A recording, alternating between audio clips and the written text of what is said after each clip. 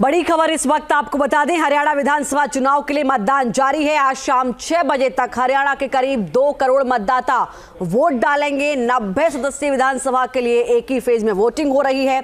हमारे 2 सहयोगी इस वक्त हमारे साथ जुड़े हुए हैं। विशाल ठाकुर हैं जो अंबाला से इस वक्त हमारे साथ जुड़े हैं, रोहतक से मोहित राज दुबे इस वक्त मेरे साथ जुड़े हैं।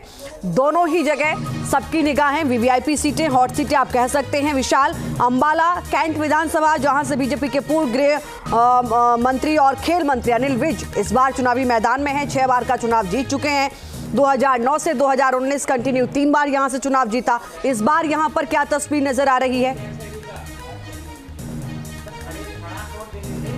देखिए, बिल्कुल जिस तरह से अनिल विज हैं वो अंबाला कैंट से अपना चुनाव लड़ रहे हैं, लेकिन जो कार्यवाहक मुख्यमंत्री हैं हरियाणा के नायब सिंह सैनी, वो अपना वोट डालने यहाँ पर पहुंचे हुए थे। और जब हमने उनसे बात की कि आप अपनी जीत को लेकर कितने आश्वस्त हैं, तो उन्होंने कहा कि मैं अपनी जीत को लेकर आश्वस्त हूँ। यानी कि जिस तरह से भाजपा पिछले 10 साल से सत्ता में है और हैट्रिक लगाने की बात कर रही है, तो ऐसे में जो कार्यवाहक मुख्यमंत्री हैं नायब सिंह सैनी, वो अपना वोट अपनी धर्मपत्नी के साथ यहां पर पहुंचे हुए हैं। और सबसे बड़ी बात है कि बड़े से बड़े नेता जो है आज अपना वोट कास्ट जो है वो हरियाणा में कर रहा है। और जिस तरह से कांग्रेस और भाजपा में कड़ी टक्कर है, और खासकर जो 30 से ज्यादा निर्दलीय खड़े हैं उन पर सबकी नजर है कि ये कहा जा रहा है कि वही समीकरण जो है आने वाली सत्ता को लेकर बनाएंगे। अब देखना होगा कि कितने निर्दलीय, चाहे वो कांग्रेस के हो या फिर भाजपा से जो बाहर निकलकर इंडिपेंडेंट लड़े हैं, उन पर सबकी नजर है। और जिस तरह से भाजपा ये लगातार कह रही है कि इस बार वो हैट्रिक लगाने की उसमें है। और वहीं पर अगर कांग्रेस की बात करें तो कांग्रेस का साफ तौर पर कहना है कि वो मेजॉरिटी के साथ जो है वो सत्ता में आ रही है। चलिए विशाल, सबके अपने अपने दावे हैं, लेकिन आज मतदाता क्या फैसला करेंगे ये देखना होगा। सभी की सियासी किस्मत का फैसला ईवीएम में कैद हो जाएगा। मैं लौटूंगी, मोहित राज दुबे इस वक्त मेरे साथ जुड़े हैं, रोहतक से वो हैं। गढ़ी सांपला किलोई की बात करूं तो सबसे महत्वपूर्ण सीट हो जाती है। 4 विधानसभा सीटें रोहतक में जहां पर इस वक्त मतदान हो रहा है। रोहित, जहां पर आप मौजूद हैं मोहित, क्या तस्वीर है वहां की, क्योंकि पूर्व मुख्यमंत्री की भी साख दांव पर है यहां?